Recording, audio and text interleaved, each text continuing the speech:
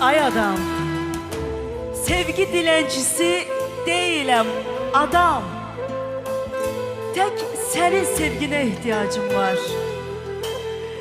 Özge bakışlara tamamen yadam. Tek senin sevgine ihtiyacım var.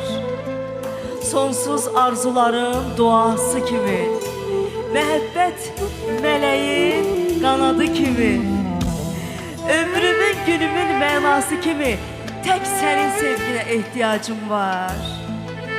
Sığmaz kainata sevginin yaşı, değilim sevginden nabələt naşı. Beni ürəyində, könlündə daşı, tek senin sevgine ihtiyacım var. Ay adam, tek senin sevgine ihtiyacım var. O boyda sevgini mən etdim hədər. Gör neyin səbəbi ayırdı bizi. Belki de sen beni sevdin o kadar, Allah'ın qəzəbi ayırdı bizi. Geceler kapıya gelip yetmişəm, açmağa ne hürmet kalır, ne xətir. Bir sabah eşitsən ölüb yetmişəm, vəsiyyət edirəm yerine yetir. Qəbrimi təkliyin qəzəbiyle qaz, üstüne bəxtimiz rəngində daş at.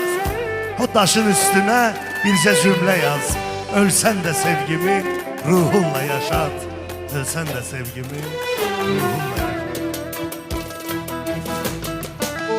İnsafın yokmuş senin, kalbim kanar benim. Deyirdin ki sevirem,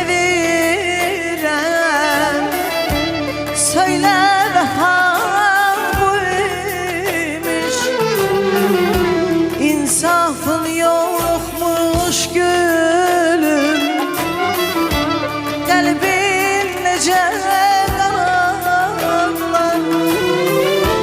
Deyirdin ki sevirem, söyle vefam buymuş. Atır